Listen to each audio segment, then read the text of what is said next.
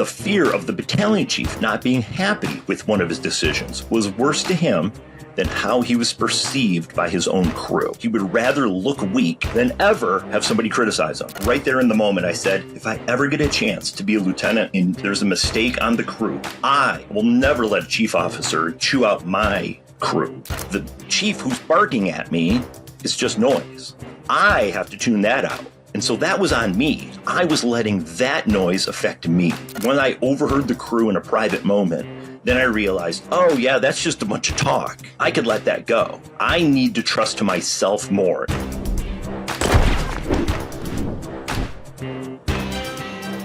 Mark, welcome to the Point of Impact. So glad to have you here. It's a pleasure. Thank you for having me, Aaron. I respect firefighters, everybody in the fire service. I went and became bomb squad. I tell people it's because people need bomb squad, so firemen could have heroes too. But the truth is, I decided to mess with explosives because fire scares the heck out of me. Anyways, I really respect the job you do. And likewise. The only problem I've got is that you're from Michigan. Go Bucks. Anyways. I was going to say, does that mean you're from Ohio? Yes, it does. Scarlet and gray. Just love the bus chops. But you recently retired. How many years did you serve in the fire service? I was 28 years with the city of Dearborn, which borders on Detroit's west border. A couple of years in a part-time suburb before that, kind of building up the resume, and about 5 years in a private ambulance service before that. Mm-hmm. So a touch over 30 years altogether. Is this in the family, or just did you find a calling early on? What drew you to the fire service? Actually, it is. My father was a firefighter for the same department I worked for. Certainly would have gone anywhere that had offered me a job. In the 90s, the fire departments were hiring basic EMTs and people with a fire academy graduate. And so those are not terribly difficult to get.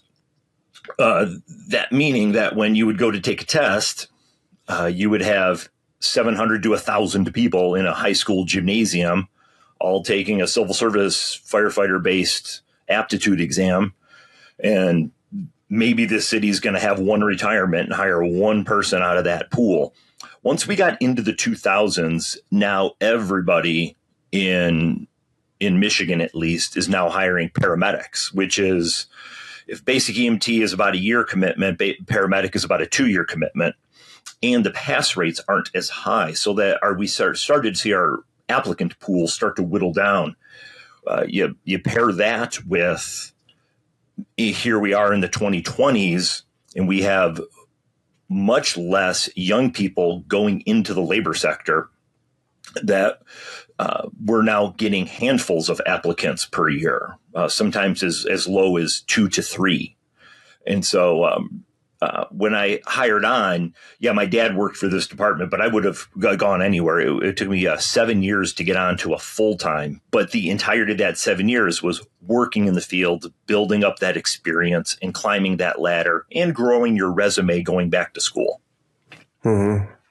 You recently authored a book, Leading Through Heat. I know West Point teaches the cadets a term VUCA, the acronym standing for volatility, uncertainty, complexity, and ambiguity. What you call heat is this equals pressure plus time. This isn't like chaos or short term thing. This is a prolonged stress. Can you tell me a little bit more about that, and tell us why you decided to write this book? I'd always had an interest in management and leadership. And that was sparked totally organically by the colleagues I was coming up the line with, my peers that we hired on together. We talked a lot after fire scenes or trauma medical scenes about leadership things that went well or didn't go well. And then I started to realize I was kind of building this little inventory mentally, subconsciously as well, that of things I liked and didn't like. Once those conversations took place, once we had a few years on, and I started now thinking about where I wanted my career to go, I knew early on that becoming a company officer was something I wanted to do. One, I wanted to manage scenes better than some of the leadership I was getting. I had really bad bosses before I got in the fire service. And I also wanted to make an impact with the younger people. In fact, I lead the first page of the book in the foreword, and it touches on something I've heard you mention a couple of times, and that is the key to forgiveness. Carrying that burden and that weight of being angry is only a burden to you. The other person doesn't care that they hurt you.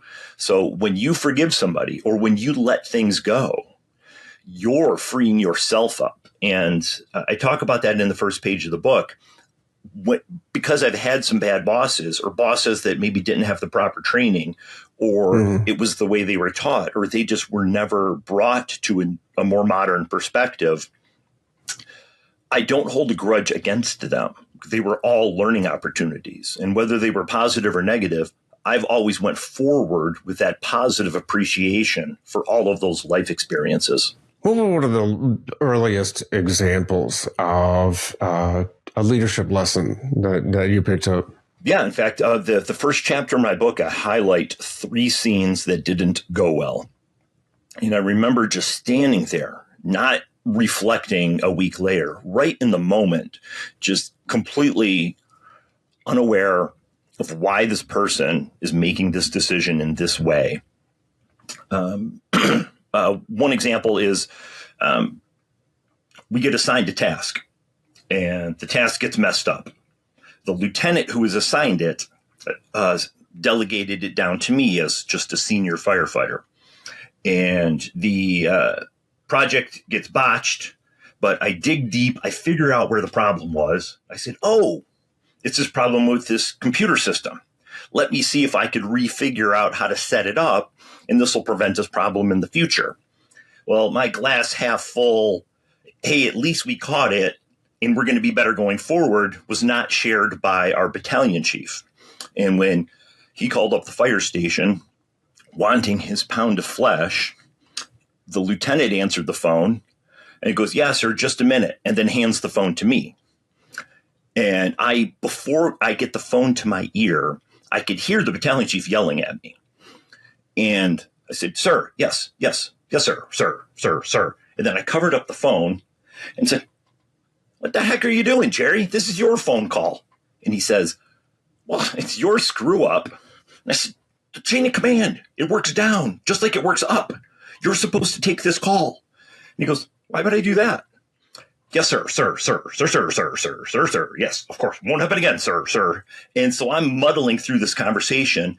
And right there in the moment, I said, if I ever get a chance to be a lieutenant and there's a mistake on the crew, I will stand in front of the crew when that chief wants that pound of flesh. I will never let a chief officer chew out my crew for a mistake that I, as the supervisor, should have been supervising all along. And so instead of providing cover, they just stood aside and let you take the heat. Did you use that did you have an opportunity in the future to do just that? Multiple times. A couple of times I've had honest mistakes happen. And that's the thing in the fire service.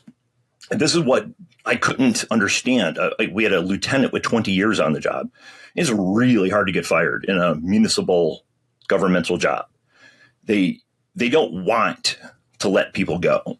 They want you to make mistakes, even, especially when you're a younger person. That's some of the best learning opportunities. If they were just fire people willy-nilly, it would stifle any sort of creativity or command decision in the moment.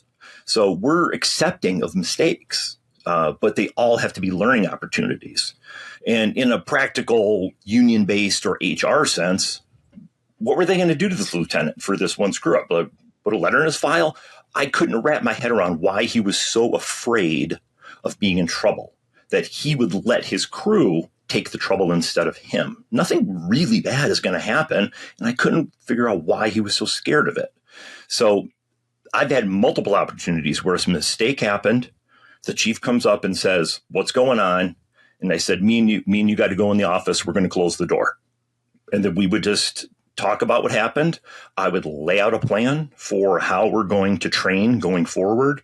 And the chief would say, "All right, sounds good, carry it out." Or he would say, "No, I actually want a different style of training." Or he would say, "No, I want this one documented." And whatever the chief wanted, I would carry out. But we would talk calmly and rationally, in confidence, with the door closed, and we wouldn't spread it around to the other crews, and then we would professionally handle it.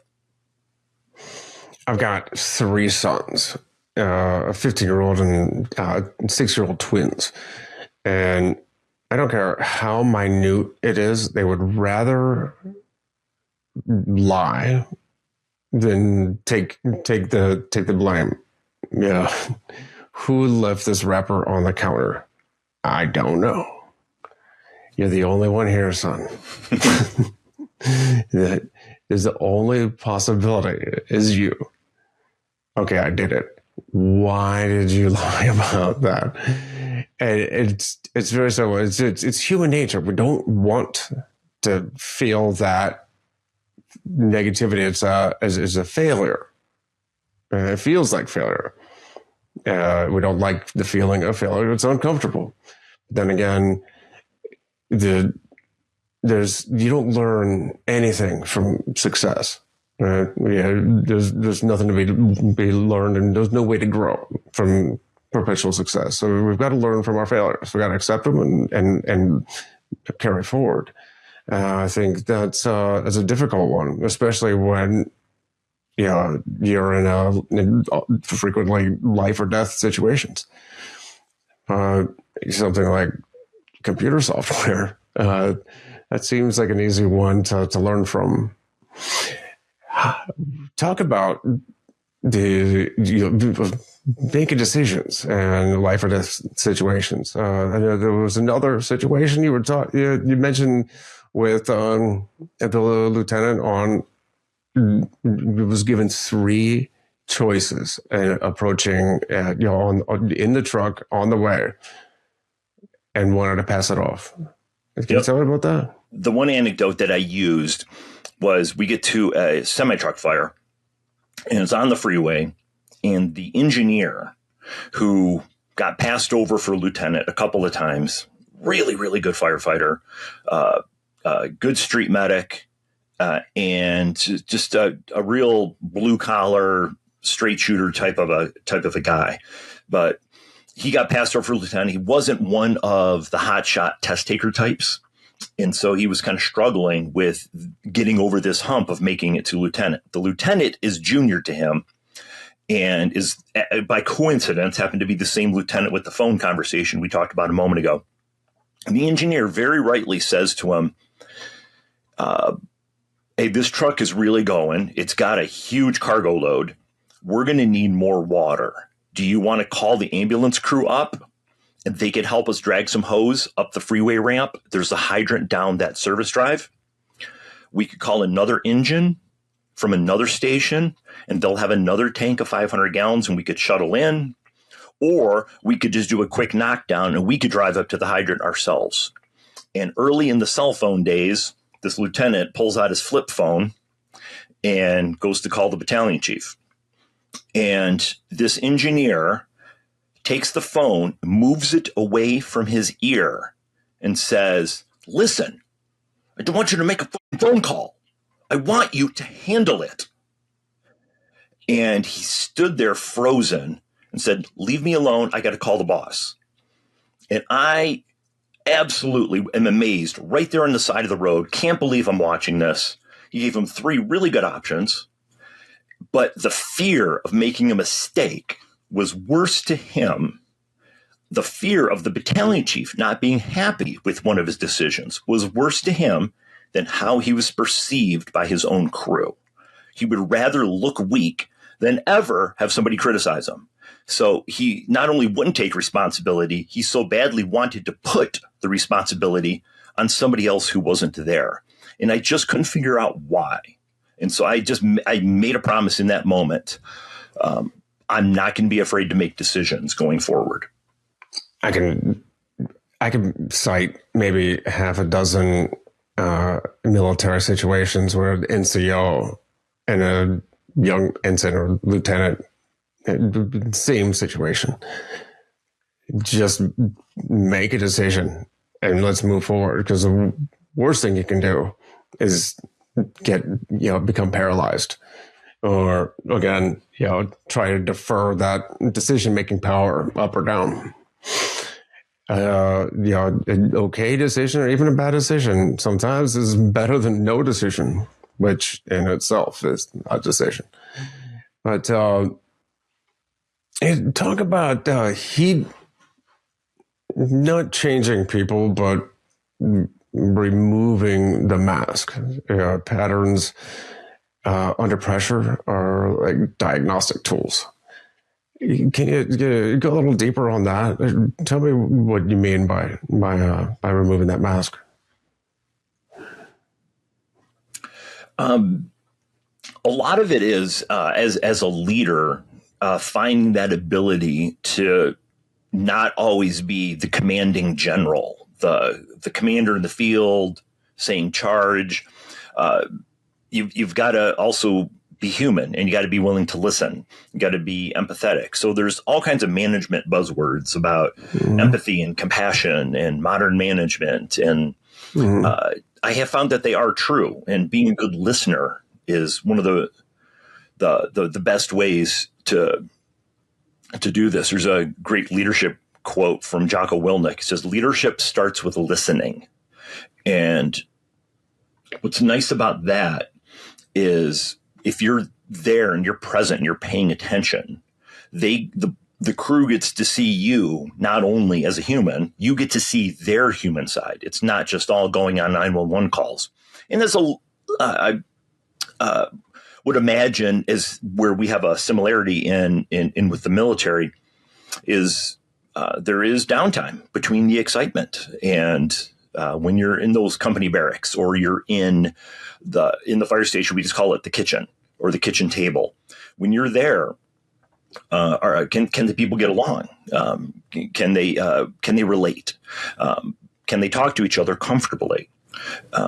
If a job needs to be done around the station, can they work together as a team? Because if they can't work together as a team on these minor tasks around the station, they're never going to handle a life and death emergency where those decisions need to be made quickly. And so I've found being a good listener is key. In fact, did you mind if I touch on a prior episode of yours? It was the one with Dave Berkey, the fighter pilot. David said the key to being a leader is fixing problems early. I couldn't agree more. And you can't do that if you're hiding away in your office. You've got to be present as a leader. You don't need to micromanage, but you need to be aware of what's going on, listening, paying attention. So this way, if there is a problem, whether somebody's got an issue at home, whether somebody has an issue with a skill that they're not up to par on, whether it's equipment issues where requisitions are not being filled out properly and we're low on equipment. I've seen a lot of bad managers say, I don't like being a manager because it's just babysitting and putting out fires.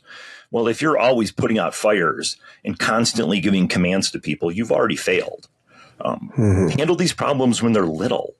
If you're a present and good listener, you'll figure out these issues when they're small. In fact, I've never had to formally discipline anybody. In fact, I've only had to document some counseling a couple of times. 99% of all the issues can be handled with an informal talk, but that doesn't happen if you don't take that mask off and you don't be present around the station and be available. We also mentioned leading from the front. Yeah, and that's in the firehouse station as much as in the truck or on the scene, is that emergency or not, managing leaders means managing yourself, self-regulation.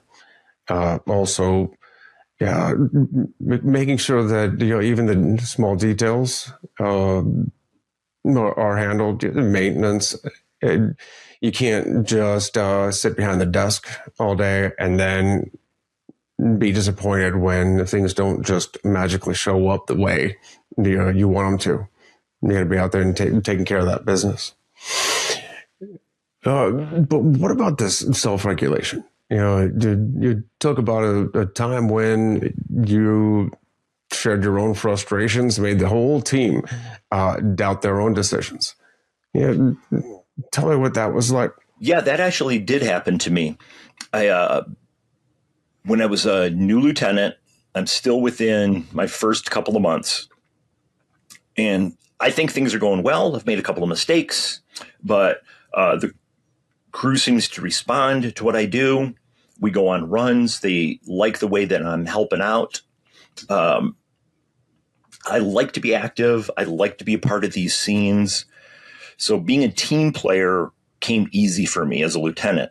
What took a lot of work and conscious thought on my part was when to scale back and let them do it, and finding that balance to helping out when needed, but not micromanaging and overtaking a scene. So if we had a trauma patient, obviously everybody's jumping in hands on, and we're going to control the bleed and split some fractures and drop some airways. And there's jobs for everybody. But on a minor medical, I had to learn how to delegate and just observe and then provide them the resources they needed without always doing. But I was getting through to the crew, I thought, but then I started having some self-doubt because I had a chief officer who constantly was upset. Whatever decision I made was the wrong one. Why are you doing it this way? Why don't you think about doing it that way? And so sometimes legitimately, in a rollover in the middle of the street. Why are you over here instead of over there? Why'd you park the truck in this direction and not in that direction? And so I then started second guessing myself. And I'm now worried, am I going to be hesitant on the scene? Because the last thing you want to do is be making decisions based on whether you think some other person's going to get mad at you. And I wasn't sure if I was doing that. And then we had a run. The crew's there ahead of me, and there's another officer there who just got promoted, but is not commanding this scene. And so they called for another fire truck to come up. And as I'm coming around this house, the crew doesn't know I'm approaching, but I could hear their voices. And one of them is yelling, I still don't know what to do. The cops are over here. Family's yelling over there. Nobody's taking charge. And this other guy says, that's okay. Lieutenant Andrews on the way. And then the guy goes, oh, good. Finally. All right. We're good now. And they had no idea I could overhear that. And so as I come around the corner, hey, guys, what do you got? And then we handle the scene and everything's fine. But not in a way to stroke my ego and to say, hey, everybody, look at me. But this was my moment of reflection where I was able to say, oh, okay, I am reaching them. I am making a difference. They do appreciate my management style. They like the decisions I'm making, and they trust the decisions I'm making. The chief who's barking at me is just noise. I have to tune that out. And so that was on me. I was letting that noise affect me. And when I overheard the crew in a private moment, then I realized, oh, yeah, that's just a bunch of talk. I could let that go. I need to trust myself more. And that scene taught me to trust myself. Speaking of talk and communication, you talk about silence versus over-communication and how that affects the situation when heat is involved. Tell me what you mean by that, and how do you decide what is the proper amount of communication? That one took a little bit of work. I'm I'm generally pretty calm on the scene. I worked with some shouters and screamers when I was coming up the ranks, and I knew I was never going to do that to my crew. Mm-hmm. So having a calm presence was something that came natural to me. Learning how to communicate calmly and what to communicate, when to trust the crew, when to give them orders. Those are the things that took a lot of 911 calls to go on to figure out that balance. I found a lot of the times, though, that as a company officer, even if I had a strategy in mind, still throwing it out to the partner I was with on the fire truck that day, because we rotate those positions, whether it was a senior guy or a junior guy, and just saying, I'm seeing this. What are you seeing? And then they'll say, yeah, I agree. That's what I'm seeing. The smoke's on the second floor. We've got an upstairs fire. Or, hey, we got this bleed. Let's control the bleed with this tool. Some of them would say, but the bleed's in the chest. I'm going to go ahead and manage the airway in case there's some tracheal or esophageal bleeding. Great idea. And then so now by improving my communication, I found out that I'm not only getting better outcomes at the scene because I'm getting more input, I'm also empowering the younger people to know that they're trusted, their opinions matter, and they're making a difference as well. And then it honed their own decision-making capabilities as a benefit. Mm-hmm. Right along with that, communication is trust. And you talk about how trust is built before heat. But how do you build that trust? It's cumulative, right? So how do you build trust in your team before they have to face the heat? With us, that is a challenge in a modern fire department. We try to do it through training. So all of that groundwork before you get to the house fire is laid months to years before. Everybody knows the basic skills, but every crew you are assigned to might have a different order in which they like things laid out. They might have different tactics or strategies that they prefer over others. And so getting everybody on that same page takes work as a company officer. It gets a lot harder in the modern fire department because my station, I was stationed at the last on a weekdays doing 20 to 25 calls a day. So it is difficult for the crews on the ambulance to be there for the training because they're just in and out all day long. And then if they were to go on 4 back-to-back runs, and then they get back and I say, all right, guys, everybody out on the app floor, we're going to practice with these ladders. I would lose them very quickly. So you've got to find opportunities to do the training, not only hands-on, but lecture-based training. Mm-hmm. So you get everybody on the same page without training them into the ground. And so that balance is very difficult in a modern municipal fire department based just on the call volume. But when you do train, I have found keeping it real, keeping it to the way you do things in real life is one of the best ways. So when we would have a critical run, I've always found one of the best trainings we could do is a tabletop incident review, or I know in the military, they call them a debrief. Mm-hmm. So we would just have an incident review of a house fire or a house fire with a victim rescue, or a trauma patient with a gunshot wound, or a rollover where we use the jaws. Or if the other crew the night before had a house fire with a victim rescue, we would invariably have some social media video or photographs of it. And so we would just pull those up on a TV screen in the kitchen, and we would say, all right, well, here's the smoke. What are you guys seeing? Here's what the other crew decided to do, and here's where it worked really well. And so a lot of times those tabletop trainings are just as effective as pulling hose off the truck and raising ladders and crawling through mazes.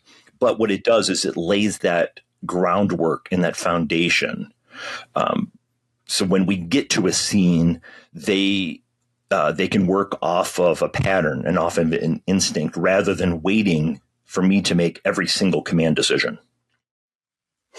Yeah, we are, of course, we have some other things like debrief with the AAR. We have after action reviews. EOD does storyboards after every incident, yes. And we train off those. We bring back bring forward the lessons learned so that,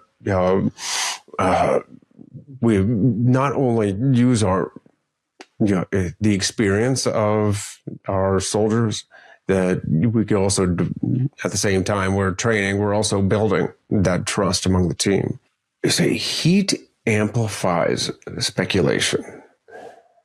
What does that mean? For me, there's obviously the esoteric version of just stress, whether it be a medical run where I've got somebody legitimately high priority, and then I've got to deal with the family and their stressors, and I've got to create a safe environment for my crew, but give the family some reassurance.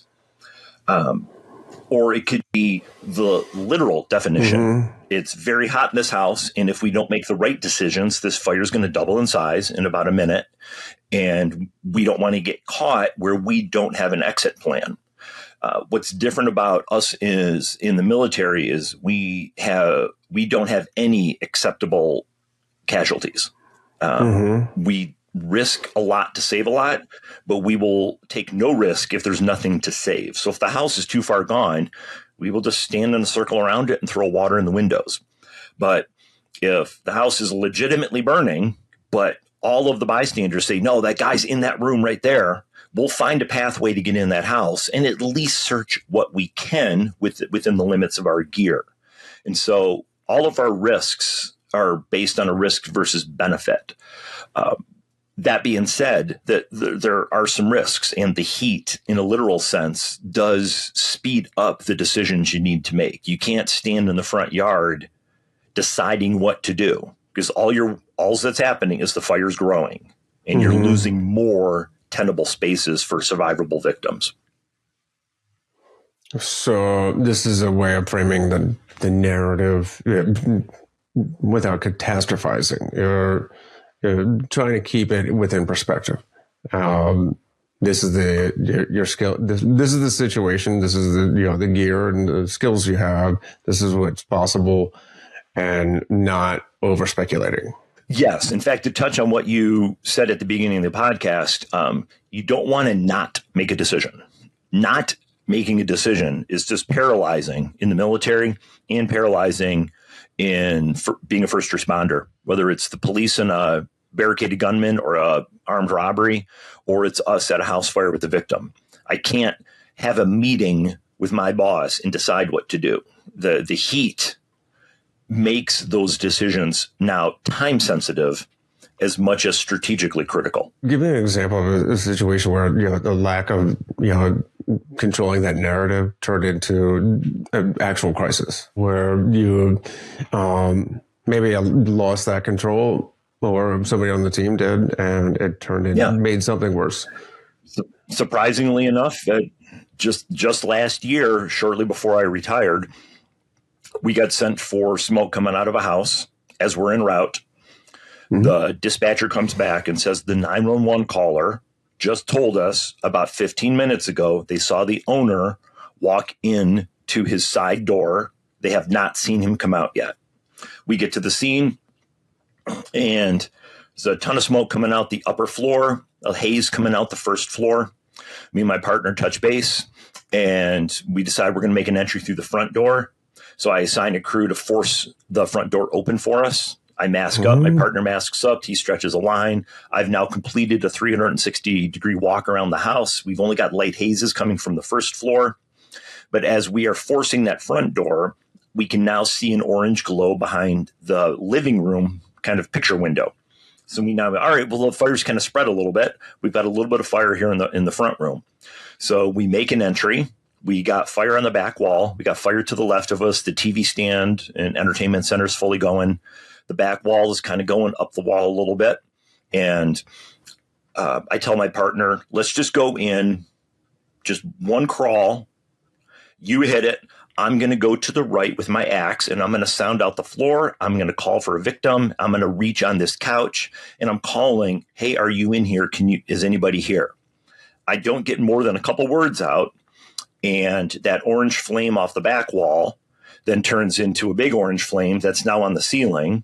It turns black and it starts to lower on top of us. And I said, ow, ow, ow, ow. All right, we got to bail out. But because of our training, we knew don't commit yourself too far to this room because we had yet to vent any backside windows because our anticipation was just a quick knockdown and then to get upstairs where we had crews venting those windows.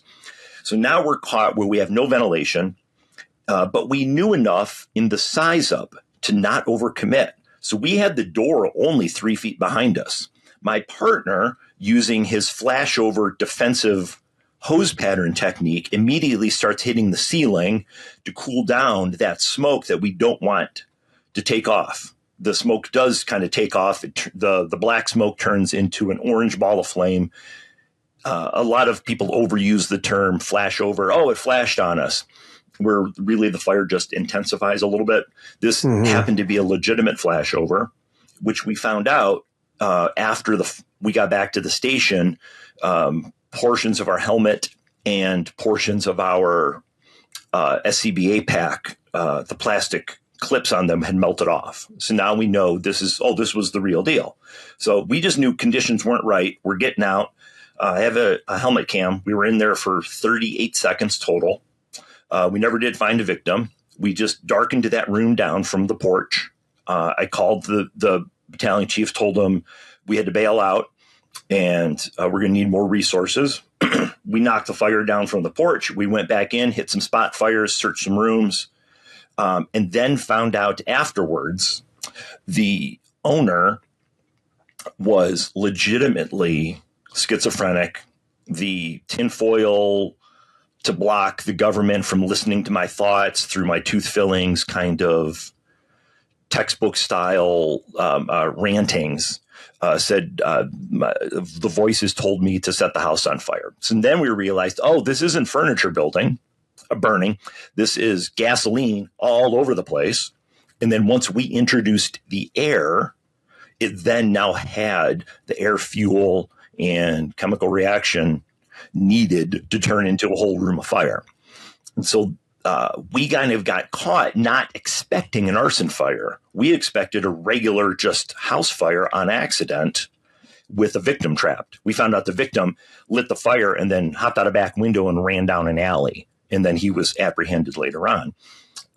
But we don't get a lot of arson in our city. So we used sound firefighting technique to put ourselves in a position not only to put the fire out, but to get out when conditions changed due to the unexpected.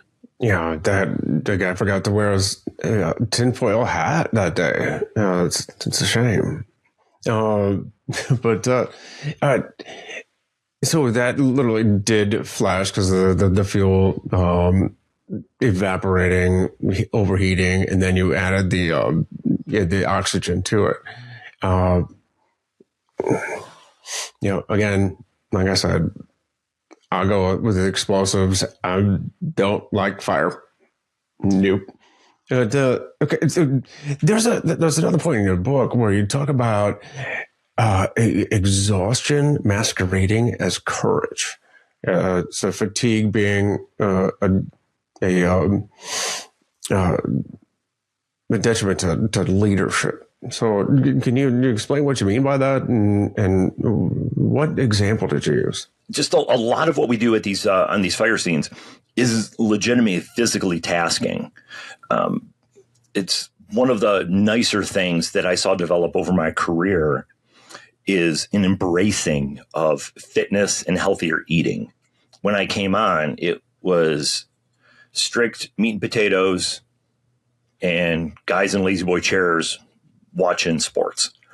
And, you had a little bit of weights in the back room and maybe an exercise bike. Now we have full fitness capabilities to do various types of workouts, and the management encourages us to work out on duty. And so that because the job is so physically taxing, that it really helped out that we had now people that were up to those tasks. Because as I mentioned in the book, as a leader, you don't want to ask people to do things you're not willing to do yourself. And unfortunately, when I came on the job, we had a lot of people in that last 1 or 2 years of their career were getting older, getting more physically out of shape, but weren't at the pension year yet, needed to retire. So you had a lot of people that if we got a fire would have to hold back, would have to wait for an ambulance crew to show up, or just didn't have the physical capability of going deep into these houses, and sometimes just not even the want to do it. So when it is exhausting, but that has been a benefit to the developments I've seen over the last 30 years, is that exhaustion can now be faced with people that not only have that courage from the adrenaline, they actually have the physical capability to do it. So the house fire I had mentioned a moment ago with the flashover, I ended up with my ears getting some second-degree burns, and my neck had some second-degree burns. But this is just straight up biology and physiology. The adrenaline that's released when you're doing a task, one, that you like and enjoy, but two, is somewhat emergent. It masks all of that pain. I was completely unaware that I had a burn injury for about an hour. In fact, I even went back into the fire and we continued to search for the guy. It just never occurred to me that through my Nomex hood, I still had that crispy skin. But that adrenaline does carry you through and does provide that courage. I know in the military, especially jobs like EOD, that fatigue, like working through fatigue, is almost a pride point. We'd be on mission for 30 plus hours. And I'll tell you, I know from experience that, adrenaline can only get you so far, but that fatigue, after a while, becomes a huge liability. You got to get your sleep when you can, because I tell you, there have been some situations. The only reason I didn't blow up was what we call PFM. Now, the first and the last words are pure magic. So, you need to get your rest, and good leaders, of course, they need to know how to balance. I know for both of our occupations that danger is inherent, but it doesn't. We don't need to add fatigue to the danger. I like what you said about the manager, the company officer needs to know that. And you don't know that if you're not paying attention. And so if you're not present with your crew, you're not going to see those signs of fatigue, and maybe change up a job assignment, or give somebody a break, or rotate some crews in another direction. Because the fatigue happens to us not really on the fire ground as much because of the adrenaline. And we're rarely we'll get that one huge commercial building once a year where it's a 6-hour ordeal. Most of our house fires are about an hour and a half to 2 hours, with the heavy stuff being in the first 30 minutes. So you're fatigued and you're tired, but everybody likes doing it. So there's an adrenaline because we want to be there helping people during their emergencies. We really like it.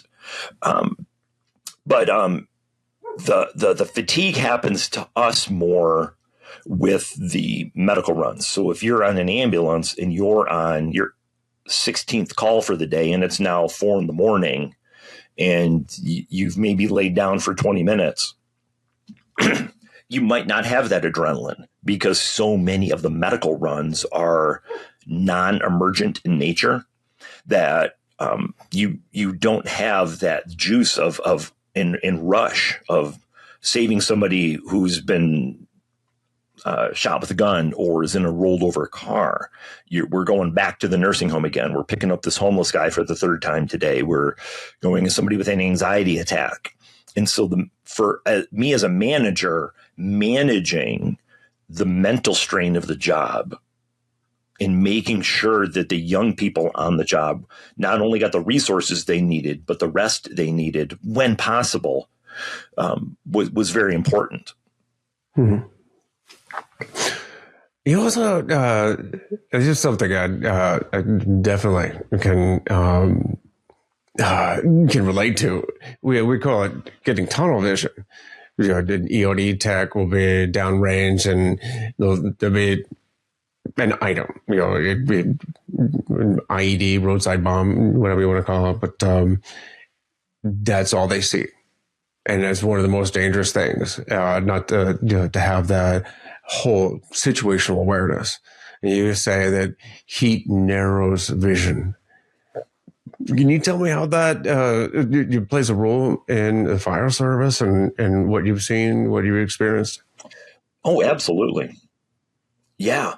We don't use the term tunnel vision. We call it moths to a flame. So when you've got, say, just a routine house and it's on fire, you get a lot of people that rush right up to the front door because they want to go in.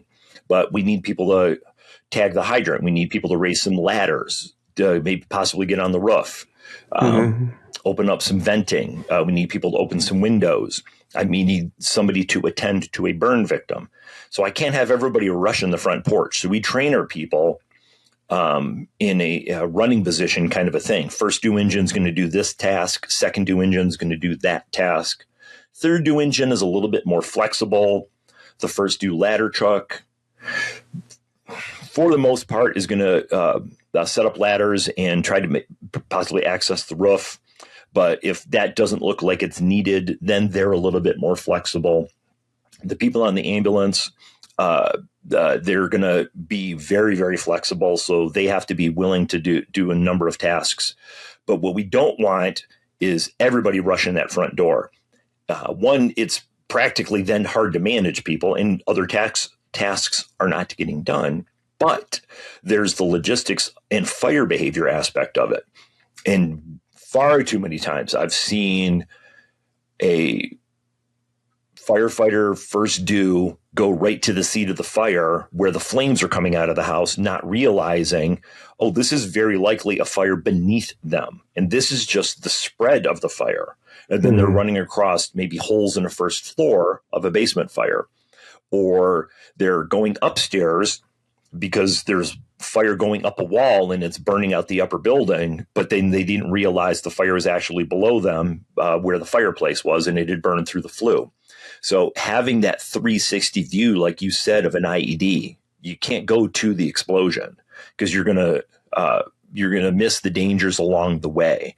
So we've got the practical sense of getting people in the right positions, but I've also got the fire science side of it, that you've got to do a 360 of that house. We don't want to rush into these houses while my partner's stretching the line. I got to walk around and get a size up of what's going on. What's the construction style? What's the fire behavior? What's the heat load? What's the smoke conditions telling me? But once again, that just goes back to training and practice and review. You also mentioned, and I didn't mean to laugh, I was just thinking of a situation before I was in the Army. I was Navy, and if you know this, but in the Navy, all sailors are junior firefighters. Can't call the local fire station out at sea. So everybody gets trained in basic training on general firefighting. And I remember one situation where we were actually training for deployment at Fort Bragg, an Army installation with soldiers, and we were doing one of those FTXs. You know, you're actually out on a makeshift campsite, a fob for an operating base, and we had those the diesel JP8 heaters in each of the tents, and one started flashing. It was like little fireballs coming out of this, basically like a potbelly stove.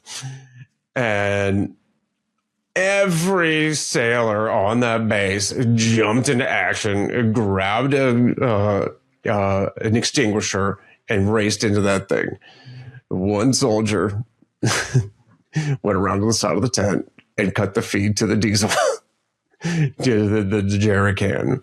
That they kept flashing. All these sailors like, we know how to fight fire, and they come out dusted and that residue, and they're smiling, but that thing would flash again as soon as they walked out, and it just kept belching out fire, and they run back in and dump another extinguisher on it. It was hilarious, but it's that example of the narrow vision, right? And getting a small, and you do mention this, tactical successes may undermine the strategic goal. And I was just thinking that small win of putting out the little flame, but you didn't really win because you'd still fuel coming from somewhere. Can you go a little deeper into the examples of how a tactical success may undermine the strategy? Yeah, we've had that a number of times where somebody will go put out a bedroom fire and neglect to send a crew to the basement. That is one of the more common ones in residential firefighting. And so it's ingrained into us. Every single house fire, every room's getting searched, every wall's physically getting touched. Anything above or right below the fire, we might even do an inspection hole in the drywall. I know it's an insurance cost on the family, and we don't want to tear up houses that are still livable, but you've got to get your eyes on that entire house. And you've got to not only get your eyes on the house, you have to understand how the houses are built. So our training and building instruction, while we're not carpenters and framers, you have to have at least a cursory knowledge to how these houses are put together. You need to know that. The city of Dearborn's got a number of, as a very large industrial sector, it has what was for about 60 years the largest automotive plant in the world, the Ford Rouge plant. I think it's been surpassed now. And so we've got a number of examples of industrial fires where that exact example happened. The key to the fire was cutting the power, not to putting the flame out. And so having people that were familiar with the plant was critical to our operation, whether it's us touching base with a job foreman or our own firefighters just having been there and done that. Experience really makes a difference in those situations. What do you mean by heat without reflection causes scars and not growth? A lot of it is just comes back to those after action reports and those reviews. Every fire you get, every scene you get, every rollover you get, you really should sit down with your crew and go over what worked well and what were some lessons learned, and even throw out a few what ifs. All right, this went well, but what if the car was in a different position? What if there was a victim here? How would we have gotten them out of the car? And then they're mentally preparing. Even if I can't set up a scenario where we're going to do a training burn at a house or we're going to roll a car, I've got them in a mental state where they're thinking. And we shortly before I retired, we promoted a new chief of training, and he is just one of the brighter minds I've known in the fire service, Chief Zachary Schroeder. And I've heard him use this phrase a lot when he puts a class together. He goes, I just want to get people thinking. And so it's not about learning just the way he does it. It was about getting people and their thought process to start operating, and they could develop their own tactic, not really their own tactics, but their own tactics that they know that work, and they could build that trust within themselves. Getting people thinking, I think, is really key. I think we're getting a little bit long on time here, so I wanted to thank you and kind of bring it all together. One of the things I know you mentioned in the book is that we can't avoid heat. So, and we can't, so we have to learn how to best deal with it. What is the core tenet that you're trying to pass on with this book and with your message? For me, it was empowering the people you work with. It was one of my goals when I decided early on I wanted to be a company officer. I started as one of the department trainers. One, not only having competent partners to work with in the moment, but setting the groundwork for the next generation to be better and to constantly be improving. And for me to always be constantly learning. So empowering the young people, that next generation, giving them the leadership they need so they could be the best of themselves, I thought was one of the more important things of why you want to be a leader. Yeah, that's one of the things I know is probably true as much in the fire service as it is in the military. Is that sometimes we don't have the choice. We made the choice when we chose the job, and it's better to be able to work towards mastery as best we can, dealing with the heat rather than trying to avoid it, and at the same time becoming a better leader, because you never know when you're needed. And I think, at least my perspective, you're always in some way influencing somebody else's behavior. So you're always a leader. From that, I think it's a great time to segue into the final segment, which is the Countdown to Impact. It's 3, 2, 1. 3 books, 2 quotes, and 1 person who have all made an impact in your life. Books I've liked. I got to say, some of the more, not that like old management books aren't great. I shockingly found myself through promotional material reading a lot of 1960s era Peter Drucker management theory and Maslow's hierarchy of needs in textbooks. So any of that group of book would be my first choice, because I found that to be so true in leading grown men and women in adulthood in a first responder category. The days I found very early, the days of management through browbeating and intimidation are over. You got to talk to people as people, and you got to empower them. But what I like about where modern management and leadership theory is going is we're now getting more people involved into the conversation. And some of the best-selling authors out there right now are not generals in the Army. They're not Fortune 500 CEOs. We're talking about Extreme Ownership by Jocko Willink is another one book. I would say Eaters Eat Last by Simon Sinek. And I'll throw a fourth one out there, Let Them by Mel Robbins. 3 people that don't have that traditional 1980s Fortune 500 CEO vibe about giving leadership lectures or, being on talk shows. They were people from various skills that I think it's been great to see how they've reached such a mass audience of telling leaders how to listen, how to be empathetic, how to be compassionate. And hopefully my book can touch on some of those topics as well. Terrific. Two quotes. Yeah, I use a couple in the book. I like General Schwarzkopf.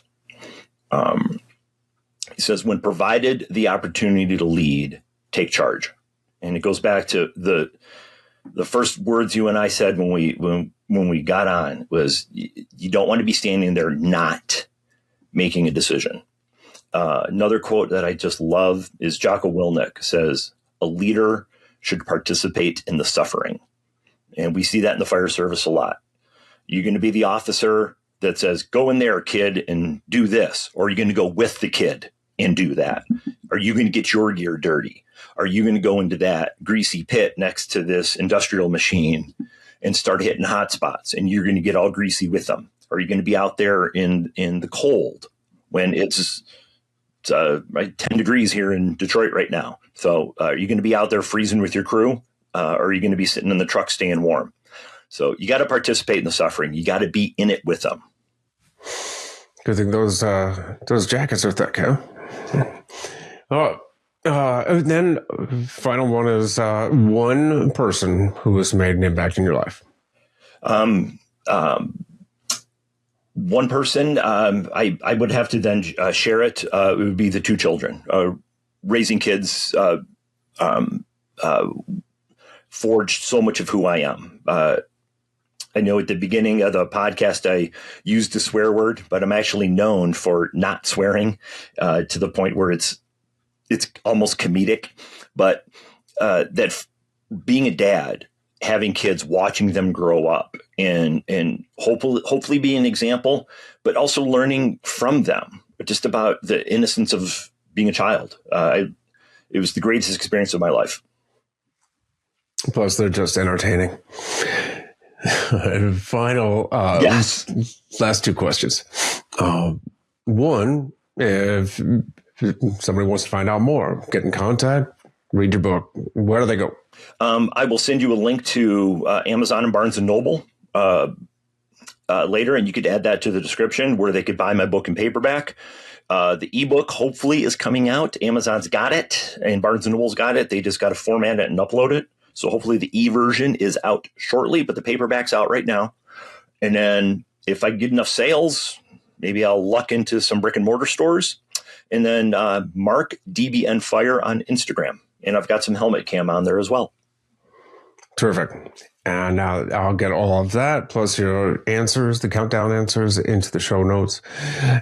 Last question is, what's your definition of living a life of impact? For me, it was making a difference in the people that are coming after me, leaving the department in a better place than where I found it, and putting the people that are now in charge in a spot where they can make a difference to those young guys that are coming on. In fact, the day I retired, we hired two brothers the day before. So I had met them for 2 days, and then I had retired, and it was a pleasure as I'm on my way out to see that next generation coming in. Terrific. Well, Mark, thank you again. I really appreciate you taking the time and sharing your experience and share a little bit about your book. I appreciate it. And thank you as well for having me. It was a great conversation, and thank you for your service as well.